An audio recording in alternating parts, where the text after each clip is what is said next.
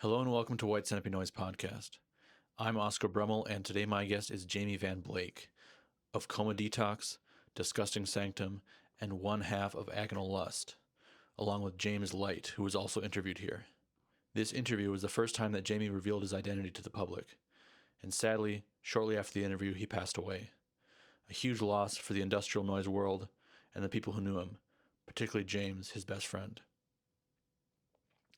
After some consideration, James and I both decided that it was best to air this interview to introduce this side of Jamie to the world and memorialize his life and work.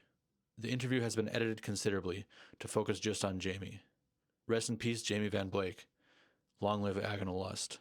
Hey guys, welcome to White Centipede Noise Podcast. Oscar, a pleasure as always. How you doing? Yeah. James, you were on the show not too long ago, as speaking about your duties and your work, among other things, is Agonal Lust. And today we are here with the second half of Agonal Lust. Jamie, would you please introduce yourself just briefly? I'm Jamie, Agonal Lust, Coma Detox, Disgusting Sanctum, some other projects that I'm not going to mention. That's pretty much it, man. Cool. Yeah, thanks for coming on and joining me. This is I've been following your project since I think probably the first Coma Detox tape I remember. I think I ordered that from you, and you're not very. You keep your identity not so known, so Up until it's now. nice Yeah, up until now. Yeah, it's nice to put the face to the work.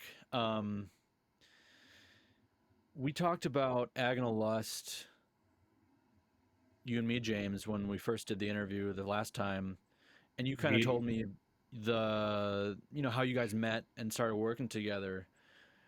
Jamie, can you tell that story from your perspective or from your memory about how you met James and how Agonal Lust came together? I'm pretty sure it was through Keith Brewer. Obviously, James mentioned that in his other interview. Um, James was looking for somebody to be on Finders, and Keith gave him suggestion of Disgusting Sanctum, and pretty much from there it just took off. James put out the tape. We talked about doing a collaboration, which is like a 10-minute tape. And that was the first Agonal Lust tape, Breathing Through Blood. And from there, it just kind of never stopped. So, why do you think you guys connected so strongly? And like, you guys are really like a hardcore team now, I feel like, for sure. Yeah. I was just say, Jamie's like my brother. Yeah. I don't have any family left; they're all gone. Same. Likewise, yeah. He's my family.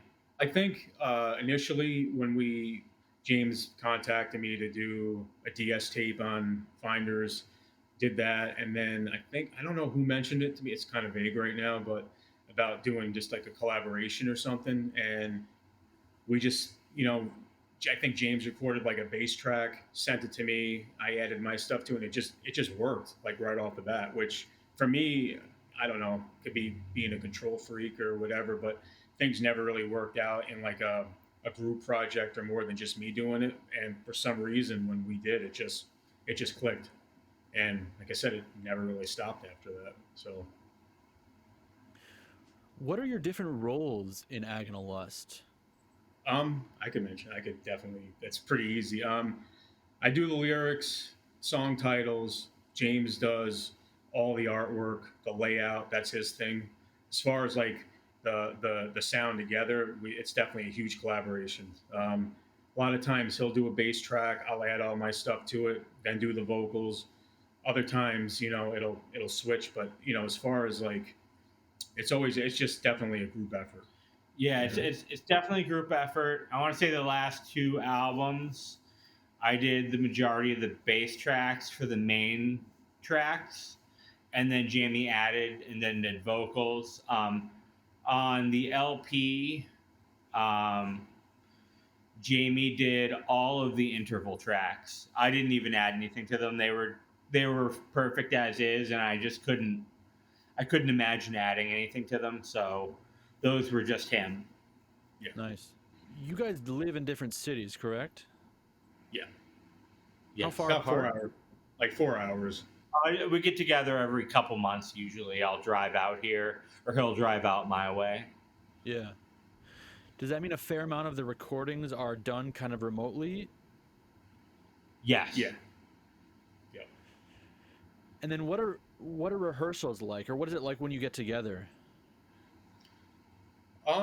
Rehearsals are mainly when we do shows.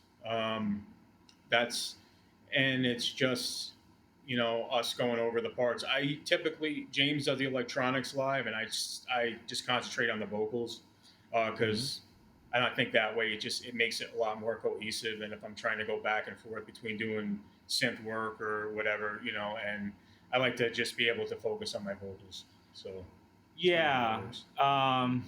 Live, it's definitely I handle the electronics. Usually, for a live show, we generally only practice two and an absolute max of maybe three times. Never more, really. Yeah. Is that for a Just reason? no, there's no specific reason. Although I do like to leave, a lot of open ground for things to happen. I don't want it to be too planned. Right. That's too cliche. It's too. We're not a rock and roll band. Right. I try to keep it unhinged. Yeah. I mean, Yeah. that's For sure. I mean, and the Agonal Lust material in itself already has a fair amount of structure to it. Like, do you play songs off the albums? Do you play yeah, songs? yeah. Okay. That's I think that's kind of been almost like an unspoken goal is to try to recreate everything as even though keep it open, and keep it unhinged. Like I said, Yeah. still try to leave a lot of room, But since you said there's structure, we still want it to come off as knowing like what tracks we're doing. Yeah. Yeah, Definitely. yeah, The performances you've done so far have been physically and performance-wise very intense and violent. I mean, I've only seen video and photo and stuff like that, but um, what are the rehearsals like in terms of energy? Do you reach any of that type of energy during rehearsals? you could. For me, no.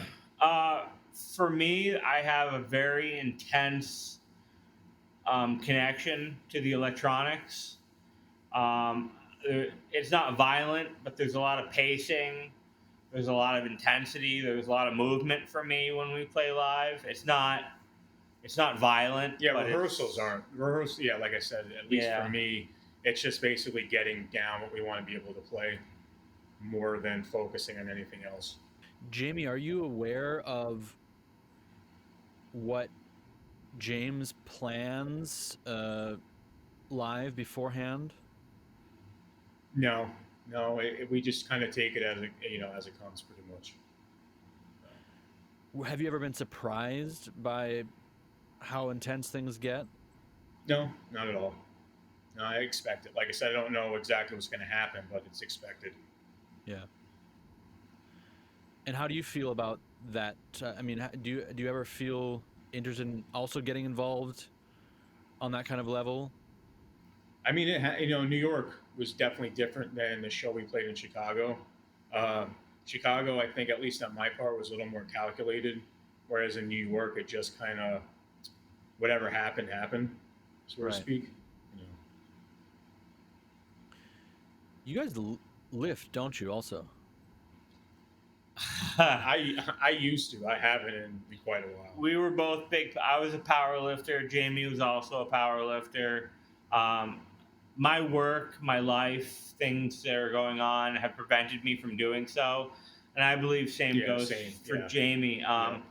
We do plan to return to it. We have a plan to sort of change our living situations around a little bit. Yeah. And upon doing so, there will be a return to that. Okay. Yeah, for sure. Yeah, yeah. Sometimes when life is like lifting so much, it's like you don't need to lift additional Yeah. weight. Yeah. Yeah, that's a fair point. for sure. Oscar, thank you. Yes, 100%. Okay, so we'll get back to Agonal Lust in a little bit, but I want to talk about Coma Detox. Okay. Can you tell me about Reduced to an Invalid? Um, well, that tape, Coma Detox, was actually was two people, um, and it was a buddy of mine.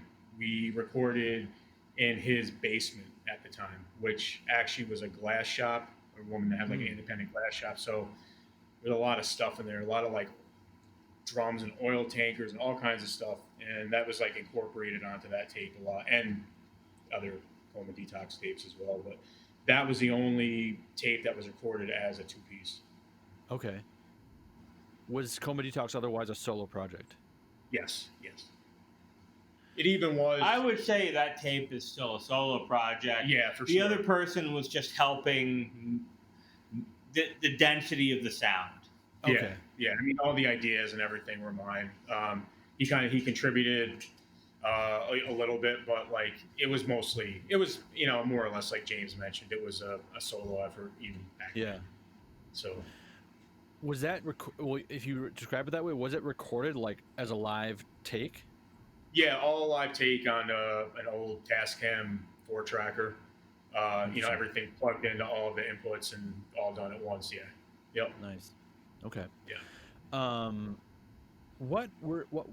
Well, you mentioned your methods, but what were like your inspirations at the time, sonically or aesthetically or regarding content for that tape? I mean, to me it sort of like I wasn't aware of anything that you'd done before, and I think I just saw that tape pop up on whatever the forum was at the time. I can't really remember, but Electronics actually is the Electronics. Pretty sure, yeah. And I think I contacted you and just ordered it, and it was like really kind of out of the blue and it's really fresh, and exciting. Yeah, I mean, I've been doing projects since high school, so I mean, not to date myself, but since like the late '90s, But nothing ever really, I had tons of recordings, but I think as far as like Coma Detox, it has to be in a live setting. So I never really had the means to do any like loud through like, huge bass stacks like I did for that. Until I was able to do that tape because I had access to the basement and everything. So I think that's why that project it just was something that I actually kept. I always had the problem like earlier projects where I'd record stuff and I would never be able to like, just didn't want to put anything out from it. It just didn't really click. But these recordings clicked, so I ended up keeping them and just decided to put the tape out on a whim. And again, it was Keith Brewer that actually he ordered a copy from me, which for me at the time was crazy. Keith Brewer, huge influence on a lot of stuff that I did, and he kind of put the word out there for me. So rest in power. I appreciate all the stuff that he did. Yeah. So, it may have even been, I mean, maybe it was even his, I mean, it was like back then, certain individuals on forums, it's still like that now to a degree, I think, but less so. Like, certain individuals on forums, if they say, oh yeah, this is good, or I got this, that's directly like a sign to me that I should check it out, Like, I think maybe that was even what happened. Like, I maybe didn't even order it right away, but then I noticed it, and then like, maybe like a week later I saw like the Biteworks, commenting like, oh, this is good. And then that was like, to me, like a sign, okay, then I should also definitely order this.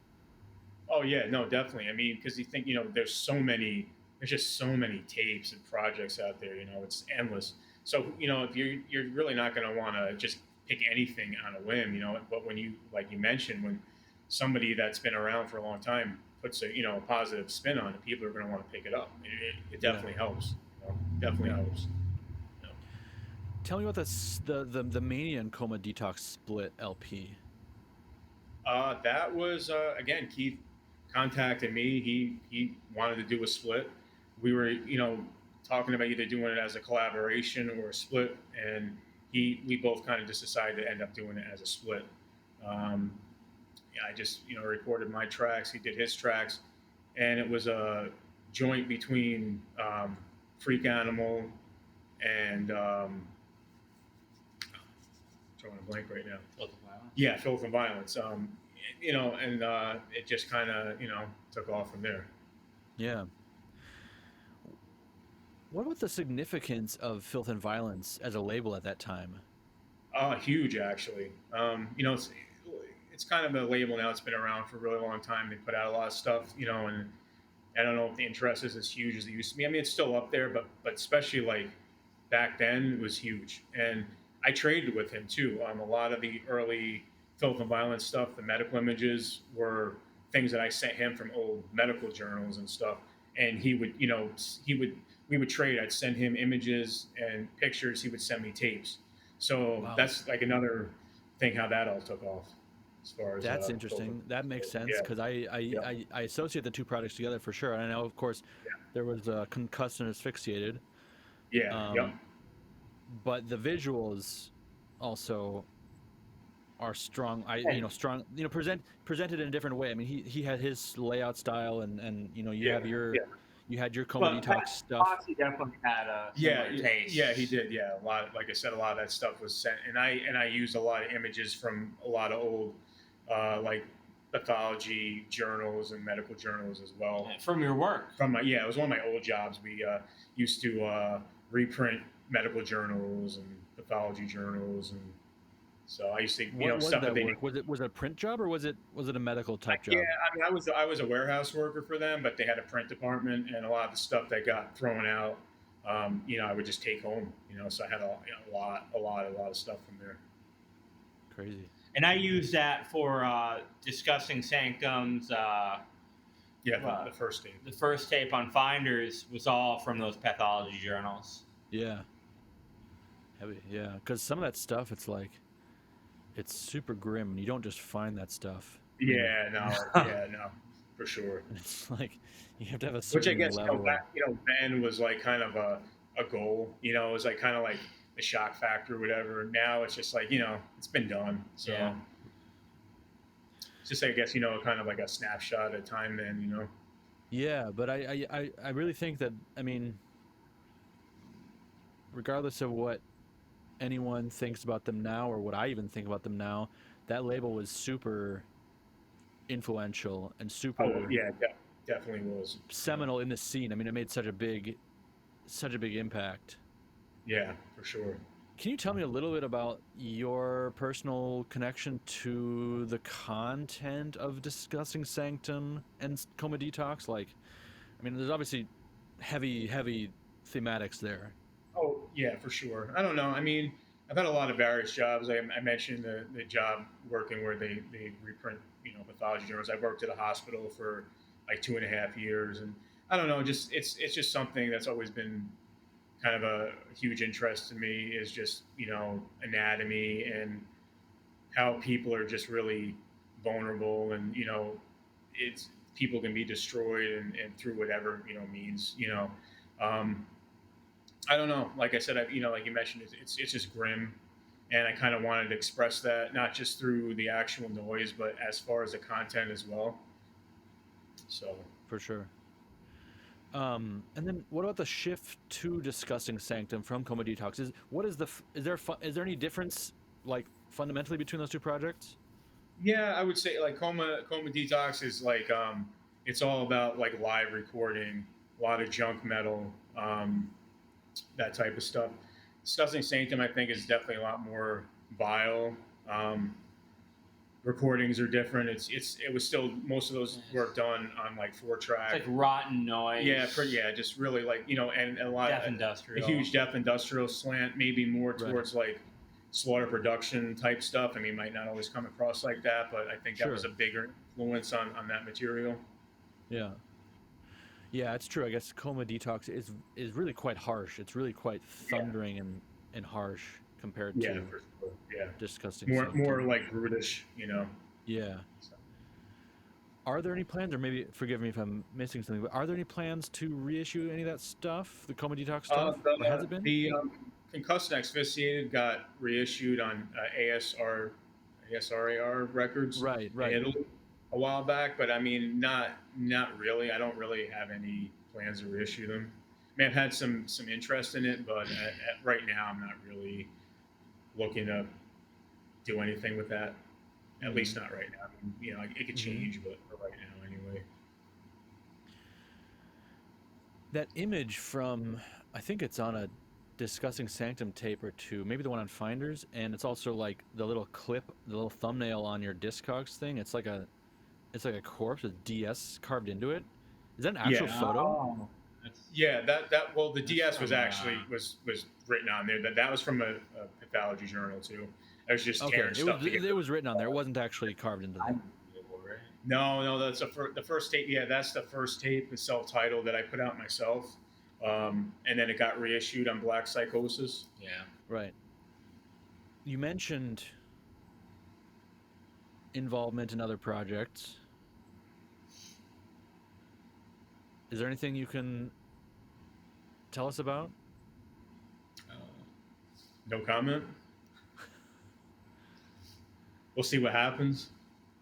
Just kind of keeping. I don't know. I like to have a little bit of anonymous, projects going on here and there. Why is it that you have been anonymous up until now, Jamie? No particular reason. Just how I am, I guess. Rather the noise speak for itself than the person behind it. I mean, honestly, I'm going to come out and say it. So I was anonymous for a long time too. Didn't want to do anything. After the show in Chicago, I realized that my being anonymous was not going to be so easy. Jamie continued on. He continued strong. After New York, obviously, there was some loss in that. Yeah, for sure. And then I asked him to do this interview so we could have an actual. This is the only Agonal Lust interview to ever exist, and probably will be the only one. And he agreed, and I didn't really expect him to. I thought he would say, "Go fuck yourself," and I'd come over here and we'd just sit here watching horror movies right now, and you'd be doing, your thing. Well, I appreciate it. I hope I hope you're not gonna regret this. But I think I think the first show in Chicago was probably the last chance you got to be truly anonymous, because you guys are quite both imposing people. So I mean, once you go on stage, and nowadays everyone has cameras, and I mean that it was all busted open at that point, I think. Yeah, and in New York, that's when any chance of being anonymous was truly over. I mean, no one knew who he was, Yeah, so. but his face was there. Yeah. So I commend you, Jamie, for being able to hold that down so long, because that's hard to do in this era. And I know you've been involved in this type of music for quite a while, right? I mean, before Coma Detox, you mentioned. Yeah, yep. Yeah, it's been a while for sure. And there's I feel like always kind of a play back and forth, like a tug between like wanting to be anonymous and just as a human, maybe like you want to have your privacy, you want to be kind of like guarded or have your space, but then you also want to be like seen by the world in some way. I just not necessarily just an artist, but there's always not for me. So I've never been big on social media, so being anonymous for me has just always been pretty easy. Yeah. Not even like a conscious effort. It's just that's just how I am. So I guess that's why I never really cared whether people knew who I was or not. Yeah. Yeah. Okay. I mean, that's what I mean is like you have this seemingly sincere, attraction to that way of living. Yeah, whereas sometimes I think in particularly this type of music, there are people who they pretend like they want to be anonymous for sort of like presentation, like to market themselves as anonymous, but they really actually want to be like people to know who they are, but just they want to act like it, but you're like sincerely, like you're just really out of the scope of just it doesn't mean anything to me. Yeah. I don't care either way. I really don't. Never been a concern of mine or anything like that. How do you feel towards like, do you feel a connection to a greater scene Um, or anything like that, like no, noise scene, power no, electronic scene? no. I mean, I just always just kind of go off what my influences were, and a lot of that was kind of before my time, as far as like early noise, early '80s stuff. This was a huge influence. So I think if those scenes I wasn't able to be a part of. So no. How has that been now working so closely with hospital?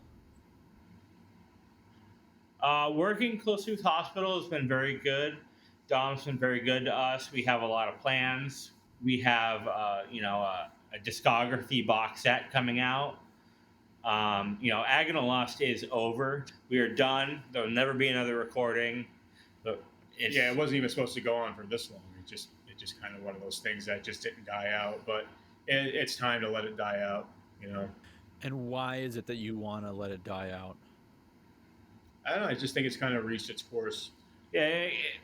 What are we gonna do? Rehash the same themes and sounds over and over again, or try to explore something new that doesn't really fit what we believe in, or what we've done before? It seems like if we're gonna continue recording together, which I'm sure we will, whether people know about It it should or be not, something different. it'll be different. It will not. It won't be Agonal Lust anymore. Even if it has some sound cues that maybe, oh, I think I might know who this is. It's Right. not. It's not going to be Agonal Lust. What about your solo works, Jamie? Have you been active with discussing Sanctum lately? No, not so much. I have some stuff that I've been working on here and there, but I'm not in a huge rush to get anything out at this point. I'm just kind of taking it how it is, and when I'm ready, I'll you'll see some stuff from me. I mean, I know there are boundaries to how much of personal things we can talk about and should talk about. But Jamie, what do you do outside of your your your art, your Um, music? like how so? Like you mean like work wise or like hobbies or? Yeah, either one, both. I mean, I work a shitty warehouse job. Um, so I like to watch horror movies and drink beer and record. Not super exciting, man. um, be honest. Just kind of doing what I can. I think though there's something about that, like there are a lot of people that are so, I think, dedicated and obsessed with industrial culture, we can call it. That's maybe a little bit high nosed, little pompous to call it that, but this type of music and this type of art and this type of, they get so much from it that, like, in some ways it's like it's one of the most working class genres of music, because there's a lot of people that just like work whatever job they can to, like, or they need to get by, Mm-hmm. to serve their needs, and then like spend all their time and focus on, like, and the extra money they have just on, like, I don't know, tapes or whatever, or just like being just Oh yeah. Yeah. enjoying that and working in that world, you know what I mean? Like, Yeah. that I mean, seems, I don't even know if it's enjoying it. It's just like it's part of Drive. yeah. I mean, your drive and your obsessions. yeah, of course, enjoying is a, a loaded term, but I mean, just like, that's the main focus. I mean, like, I can totally relate to that, just being the main focus of what you do and what your life's about, and then just what you do in your day job or whatever to pay the bills and to make that possible is just Yeah. whatever it is, I think That's yeah. Exactly. that's really Yeah. Definitely. common, like, and I feel like, I mean, I don't want to, like, say, oh, I think you're probably happy with that, but like, I think there is some sort of satisfaction in that, like I think a lot of people can be very satisfied in a very legitimate way with that type of lifestyle. I don't know. Yeah. I mean, I could see that. Like I said, it's just basically you have your outlets. It's recording and doing tapes and releases, playing shows, and then you have your private life. They might not always be the same or anything like that, but it's just like you said, you do what you can to get by, and Yeah. do the shit that actually makes you happy. Keeps you sane, somewhat sane. Yeah. Yeah. I talked a bit about this with James in our interview, and he kind of opened up about some things. But what does this kind of music do for you as a human being? I don't know. I mean, I think it's an outlet. It's an obsession. The need to create something that's in your head, trying to get it out. The sounds that you hear. Yeah, the sounds that you hear, the themes that are going through your head. It's just kind of it's a release. Yeah. Do you think? Okay, like as someone, obviously your work is very thematically heavy in certain directions. Do you think that is inspired also by the music itself, or do you think Yeah. the music Yeah. itself and the output is inspired by external things or experiences or life solely? Yeah. I mean, yeah, definitely both. Just from upbringing and what you've seen around you growing up, and just personal situations and that kind of stuff. I mean, we both had really fucked up upbringings. We had parents who were addicts, and neither one of us had family. So I mean, I don't know. I think a lot of that is you can see it in our work. It's genuine. It's not made up shit that people are just doing to try to be able to sell something. If that makes any Right. sense. For sure. It's been through a lot of personal crap. Yeah, I mean, when we recorded the C10, the 2-track tape, I mean, we gave them all away. It wasn't even about selling anything, and we never thought we were going to do anything else after. Yeah, it was kind of like it was just going to be a one-off, and then it just kept going. Like we said. At what point, upon meeting each other or getting into contact, did you guys identify this kind of shared background or shared trauma? Was it the first time we actually hung out, or was it? It was the first time we hung out was sort of like a group hangout with past and present relationships and stuff, but somewhere in our emailing and talking or texting at some point. Yeah. Eventually, we started texting. We discovered a connection. Our fathers being very similar to one another, especially our fathers.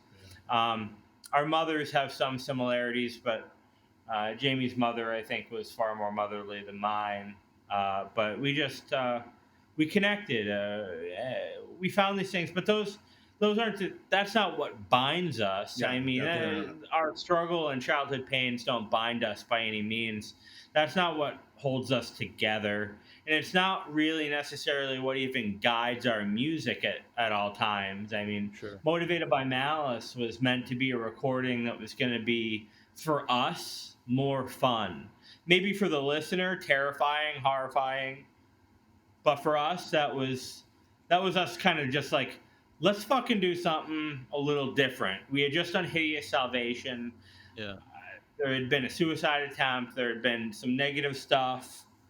Yeah, it was just kind of like an ode to 80s VHS horror collecting and stuff like that, the way the tapes came in those VHS boxes. And it's just kind of like a B movie power electronics tape, if that makes any sense. With still the fear of 100%, of our reality. Yeah, it's still not. It's not fun. You know what I mean? But it's fun for us, I guess. For us, it was fun. Yeah. Right. Is this the one that came with the red with the woman's face on the cover? No, that is Hideous Salvation. Okay. And that is probably the bleakest album we ever recorded. Yeah, because I was gonna say, I was just thinking, damn, that was your most fun album.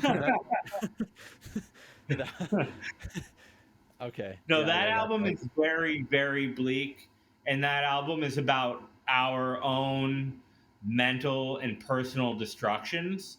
And the thing about it was when we recorded it, it didn't seem like that was what was going on. Yeah. And as we finished it, we both of us completely fell apart, and just it ended up being this monster of a release.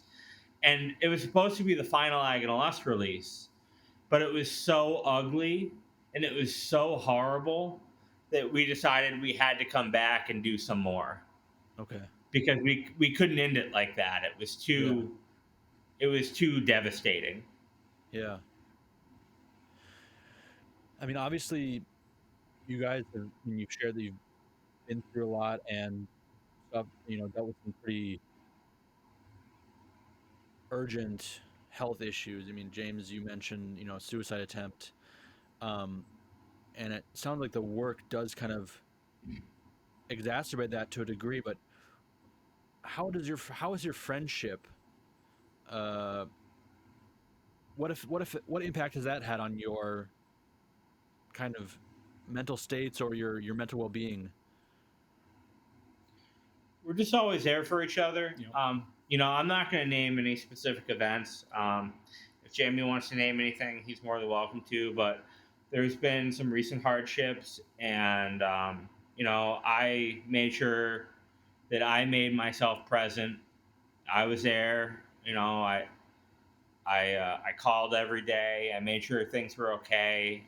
There's other plans in the future, um, close future, to bring us to one spot, Yeah. Make things a lot easier. Yeah. for our financial needs and for our friendship. As far as friends go, we do. Both of us have other friends, but Right. we're brothers, and then we have another friend, DH. I'll refer to him as only, because he's remained anonymous for Yeah, longer than I have. well over a decade. Yeah. And he is our other brother. He couldn't Yeah. be here today. He wanted to be, but he couldn't be.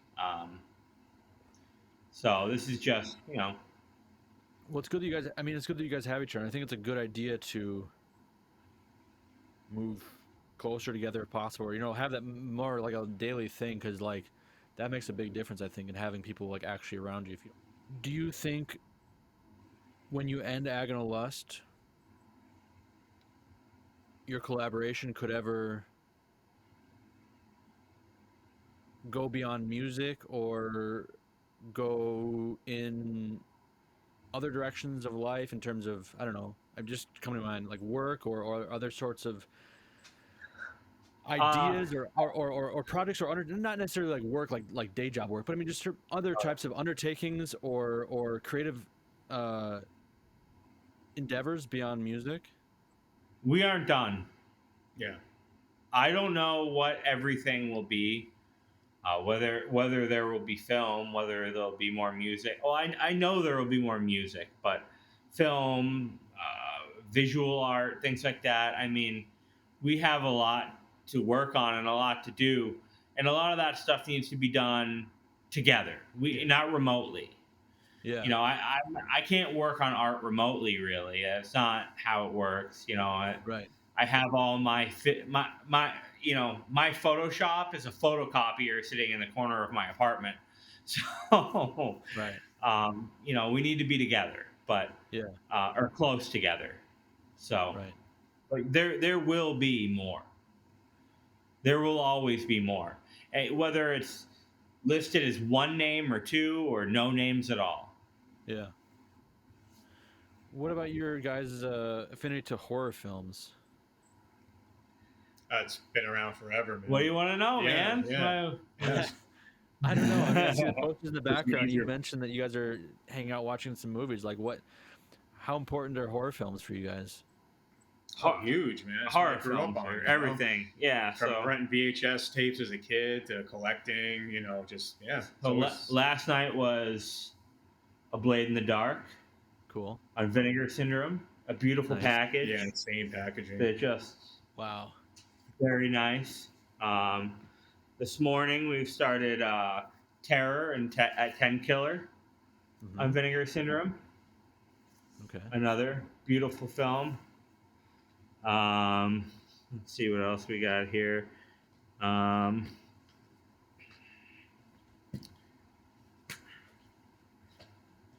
got a copy of Razorback on Umbrella from Crazy. Australia.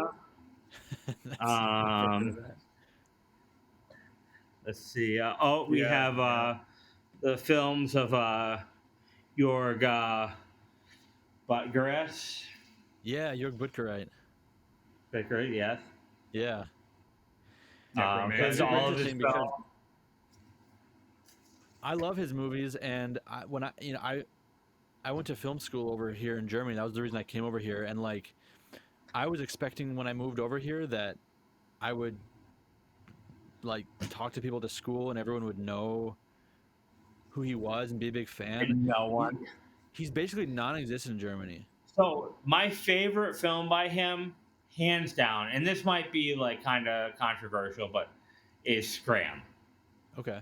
I love Scram. And then I'm going to show two movies side by side here.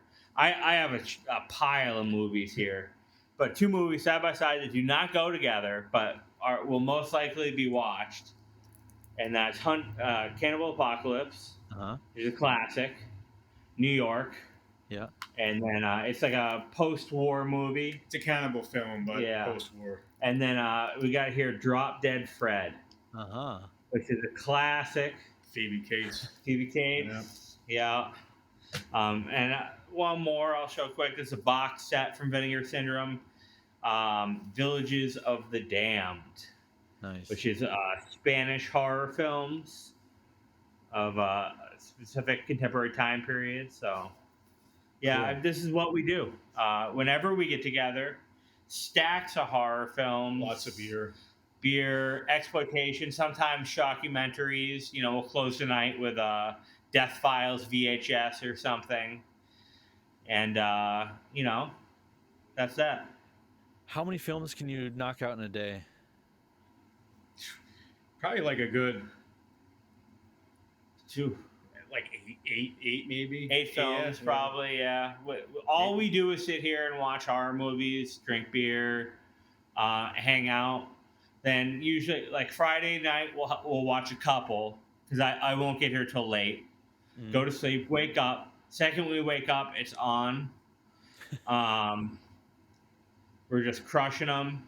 And then Sunday morning is usually like a rough wake up. Yeah. and I'll jump in the shower and I'll hit the road and I'll drive the 4 hours back home. Or vice versa. Yeah. Have you ever been scared of horror movies? I think the only thing that ever scared me, I must have been like 4 or 5, and always had cable, even as a kid. And I remember turning the TV on. It was like probably like 3 a.m. The Exorcist was on. I was like a little kid, and seeing Linda Blair just, be completely possessed at the time, But I mean, other than that, no, definitely not. Not horror, but Unsolved Mysteries probably too. That was a good one. Yeah, Unsolved Mysteries. Yeah. It was more the shows that made things seem real. Yeah, 100%. A movie, I kind of always knew like these are actors. Yeah. This is effects. But the shows that made things seem real, the documentaries, the shockumentaries, those scared the shit out of me. What about modern horror? Because I feel like the appreciation of kind of 70s, 80s, and exploitation horror is very much kind of like a enjoyment of the aesthetics and has nothing to do with like actually being scared or experiencing that. But modern horror, it seems, really tries a lot harder to like legitimately scare the viewer. Are there any modern horror movies that you're like, this is actually good and actually really scary? Have you ever, or relatively scary?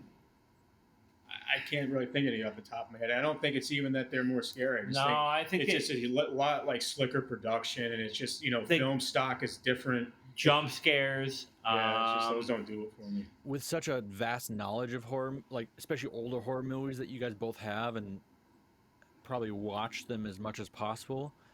are there still movies that you're like being surprised by, like you haven't seen it, or have you kind of feel like you've seen most of Now it by this there's point? always There's with all endless. these like boutique labels, that are doing Blu-ray and 4K.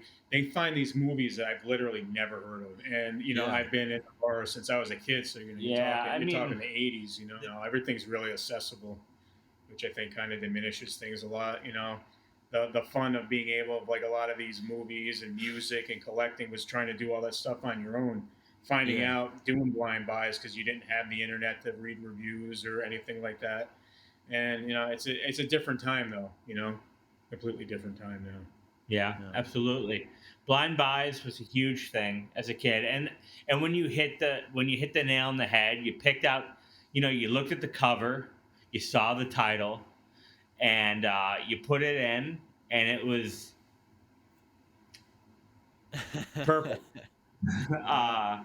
Was a great feeling because so many times you do it, you do the blind rental, you do the blind buy, you do this, and you get it, and it's not. The cover makes it look like the goriest film ever made, Yeah. and it's 10 minutes of fear and an hour and a half of total boredom. Or you get the Yeah. edited tape where they cut out all the good stuff. That would happen quite a Yeah, bit too. They do their VHS release and to be completely hacked to shreds and all the good stuff taken out, and so you'd be like, oh, That's this a movie sucks. You know, that's a big thing in Germany, because Germany also has very strict very like, strict oh yeah, censorship yeah, laws. censorship Yeah, yeah. laws. So when I first moved over here, I was like kind of going to some flea markets once in a while, and I have kind of a very, very passive interest in horror films. I used to be more interested, and I was like finding like like weird giallo films and like stuff like that, like on like some fucking bootleg DVD, like, and I was like buying all this stuff, being like, whoa, cool! Like I can't believe you can find this stuff, and then I'd bring it home, put it in, and it's like, oh, every cool scene is missing, like it's, so then I just totally I gave up on it. But yeah, that I'm also fascinated though by that element of like what you talk about, like that element of disappointment with horror films, that you really are chasing something that a lot of yeah, times isn't there. You're Oh yeah, chasing yeah. those, and even in a 1.5 hour film, you might have just some really short scenes or moments that are really make the film worth it. But there's oftentimes so much like Filler. filler between those moments, but the packaging and the names can be so attractive and Oh, but hype yeah, up that's the the thing. Yeah. The artwork can literally sell something, and then you actually start watching it, and you're just like, yeah, it doesn't add up. I think we talked yeah about this recently. So Vinegar Syndrome is, I'm a huge fan. I love the stuff they do. I think they do great packaging. I think they get some good titles.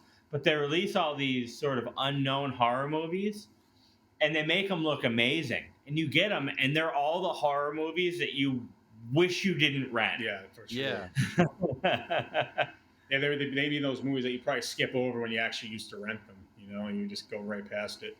But the way they present it, you're like, oh wow, this looks amazing, and usually doesn't deliver.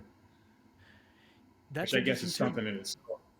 Yeah, there's something, I think there's also maybe a similar thing even in like old school power electronics and industrial, probably like we kind of have this, Oh, yeah. we kind of have this like mentality, or this thought that anything from the 80s is like magic and Yeah. brilliant, but Oh Yeah. it yeah. could be that a lot of it was just like mediocre, but it just kind of Oh got yeah. lost Yeah. at time. It got There is a lost at lot of time, but like you hear about, oh, this is an unearthed tape from 81, you're like, fuck, I gotta, like, it must be amazing, but it might just be boring, it might just suck. there's a lot of chasing for that time period. Oh There yeah. still is. There's people there. You go on Discogs, there'll be tapes that no one really knew about. No one cared about in the '80s. Small scene type thing. Just kids. They were all Right. kids. Yeah. We were Yeah. all kids. 20s or younger. Yeah. And you look on Discogs. Oh, it's got like 200 wants and 3 people own it, and there's a copy for sale for $150. You Yeah. buy it, and you're like, "What the fuck is this?" Yeah. Well, yeah, I guess because like if if you had some and it's not a bad thing, but if you had like some 14-year-old kid now doing some off the wall, or not even off the wall, just some random project, I don't think people would really be inclined to buy it. But you go back from the stuff from the 80s, and they were 14, 15, 16 years old. They were Yeah. kids. Yeah, people Absolutely. wanted it. Yeah. Yeah. Yeah. And maybe that'll happen. I mean, there's so much talk about like current times and how there's way too much noise and a lot of it sucks. I know a lot of it sucks. You get Oh yeah. Oh yeah. you get stuff all the time, and it's like everyone who does noise gets really active and puts out a ton of releases, and there's Oh, yeah. but maybe in 50 years or something like that, people will be like, oh my god, these Bandcamp releases from 2023. I just got this 3 times file FLAC. Yeah. It's Yeah, amazing. exactly. I just got this fucking 6-hour harsh noise wall box set. It's fucking amazing. Or like, I'm looking for this. I gotta find it. It's like no one wanted that shit when it was out, but maybe time will treat it well. I don't know. Well, that's how it kind of was. And so our other best friend, he ran True Force Paint Electronics, and they Right. released their zine where they say like, you might not give a fuck about us right now, but we're gonna be the most important thing ever, down the line.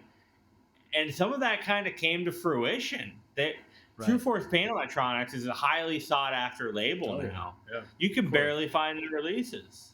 It was at the time too. I mean, I remember It was. They were one of the. They were like the quintessential like gutter electronics label at that time.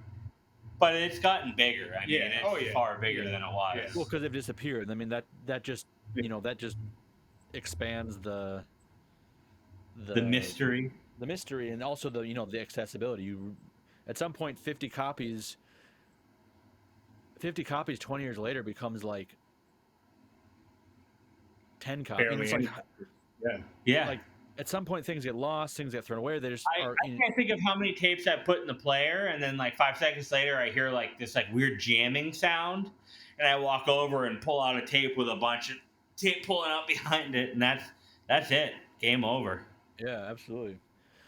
But I think that's good what they said though, because and I think about that too a lot, and I've been trying to tell people that, like I told I talked to Andy Bullis on an interview recently, and like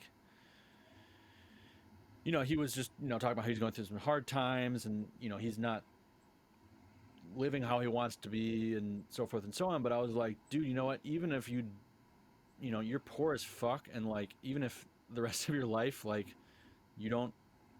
doesn't go the way you want it to, you're gonna be evil moisture like in the history books. Like this stuff that he was doing and that you guys are doing, that I think that we're all doing, is I think really important. And I'm not saying that like it will or needs to be like seen by a lot of people as important, but it will be kind of immortal in some way.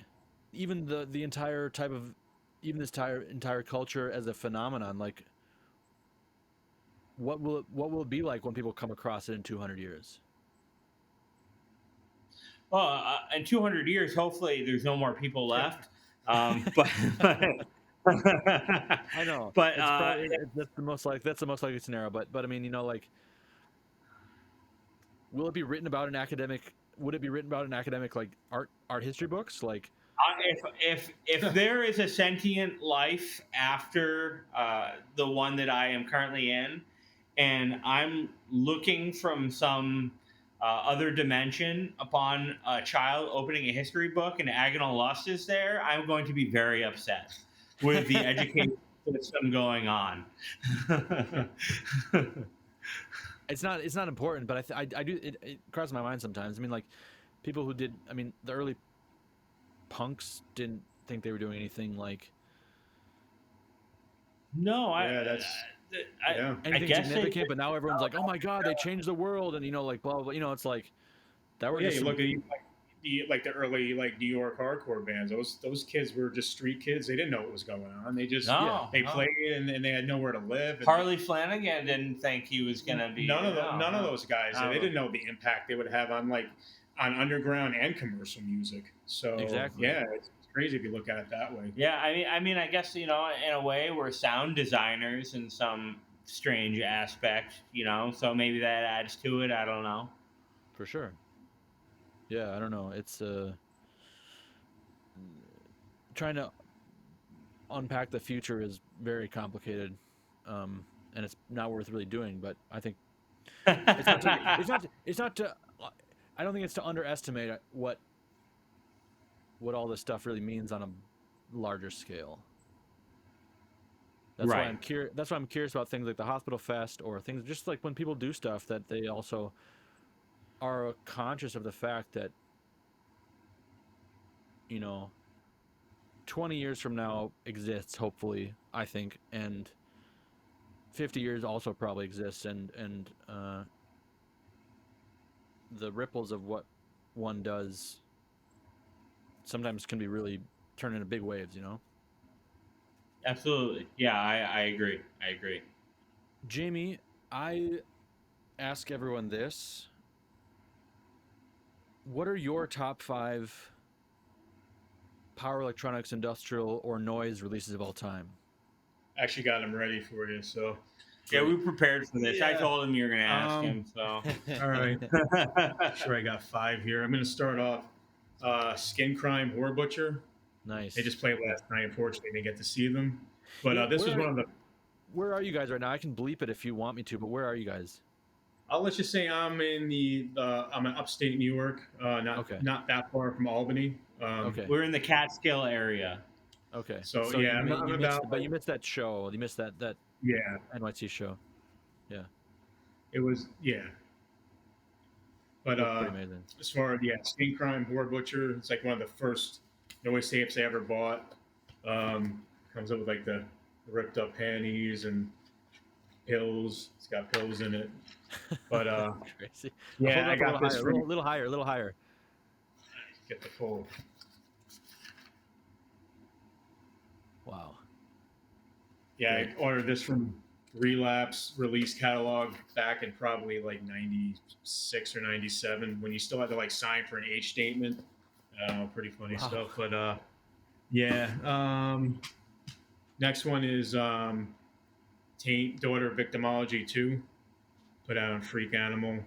Um, Huge influence, just the sound and the samples, kind of like the buyer market type samples, and then just and I guess they were mixed low on purpose. That's Right. how you want them, so that when the noise kicked in, it just blasted you with noise. And this, I don't have the bloody panties that came with this anymore. I lost that a long time ago, but yeah, huge influence. It's been reissued a bunch of times on vinyl, but the original initial release was on CD. Oh, okay. Death Pile, Triumph of Death Mm-hmm. on Self Abuse. Nice. Classic Chicago Power Electronics. Probably my favorite release from him. Yeah, great tape. I guess I didn't realize Death Pile was from Chicago, or was he Oh located no, in Chicago? Bloodlust, Chicago. He's from Okay. he's from Yeah. Denver. Got Yeah, it, I meant okay. Bloodlust was on. No, actually, this is on Self Abuse. I'm sorry. Okay. Yeah, this one's on Self Abuse. Yeah, classic tape. Nice. Slogan, A Breed Apart. Mm-hmm. On Slaughter Productions. Yep. Classic Brooklyn True Crime Power Electronics. And then the last one is not. It's a box set, but I figured I'd include it anyway. It's been reissued, but this is the actual original release. Listen and Die. Nice. On Slaughter Productions.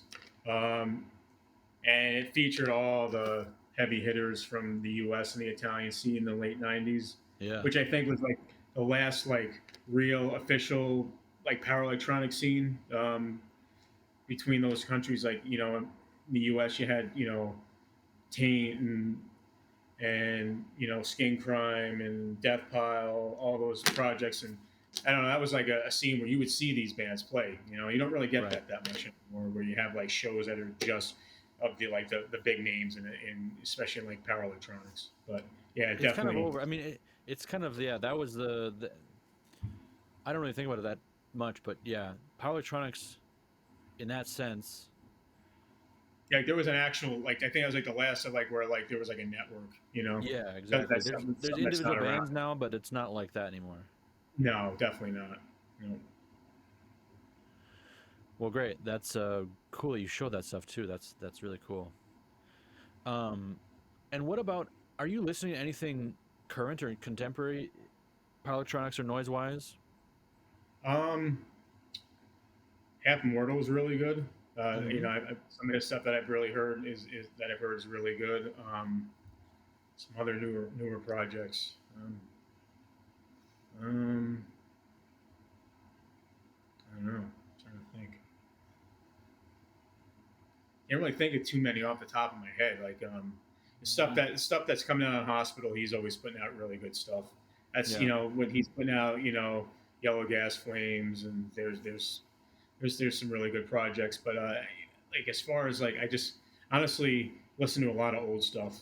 Yeah. So the newer stuff, I just Same. really I mean that's just I guess haven't really been like seeking it out. Or I'm sure there's some stuff I like, but I just really haven't been actively seeking it out. So. One question for both of you before we sign off. What would you tell a new young person who wants to make power electronics? Don't find your inspiration from music of the past and present, at least within the genre. Find your influence from things in life, sounds you hear outside. Find influence in visual. Turn something visual into a sound. Turn pain into a sound. Turn your emotion into a sound. Don't listen to the Grey Wolves and say I want to sound like this. Don't listen to don't recreate the greatest hits. We don't need that. Yeah, it's never going to come off as genuine if that's the case. We don't want that. We don't need that. Find something true to yourself and the things around you in life, and those things allow them to grow and change and maybe become something totally different, separate from the original sounds that you heard, but do not rehash what's already been done. Those are great words. And don't ever put anything out that you're not happy with either. That's a huge mistake. I think a lot of younger people do. They want to just put out releases just to have things out there. And I think in the long run, you'll never be happy doing that. If you can't enjoy what you're recording yourself and listen to it, then there's no point in it, I don't think. Yeah, definitely. That's also very true. Is that maybe a reason why you were active for such a long time, recording and stuff like that before you? Definitely. The first Coma Detox tape. For both of us, yeah, we both did it. I think I think if you put something out and if you listen to it 1,000 times and after that, if you're the 1,001 time you listen to it and you're not happy with it, I don't think you should be putting it out. Yeah, you need to be able to hear it for months and think it's. I mean, you should literally think it's the material you put out. You should want to hear more than any other material put out. Definitely.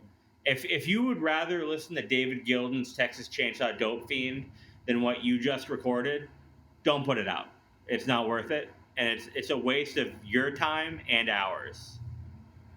I don't want to be hyped on something that you think isn't as good as something else.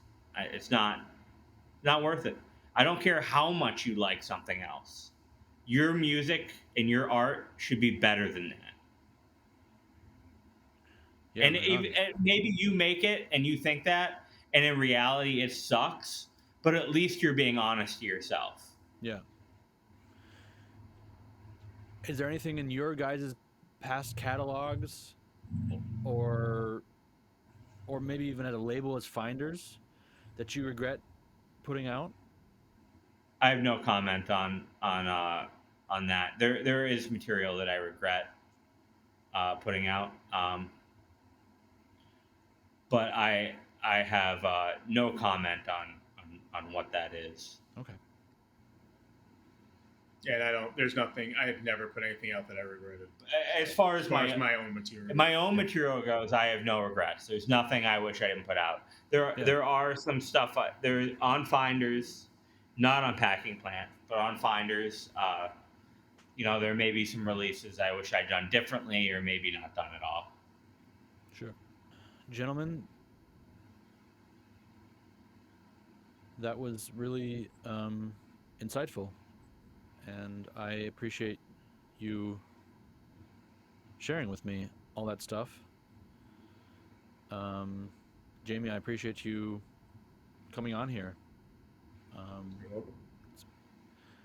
Pleasure to meet you, and I've been a fan for a long time. So, anything else you want to add? Anything else I forgot to ask about? Anything else you want to tell the people? I think my end, that's pretty much it. Yeah. Yeah, I'd agree. Long live Agonal Lust. Long live Thank you. Agonal Lust. We'll take care and Thank talk you. soon. Talk soon.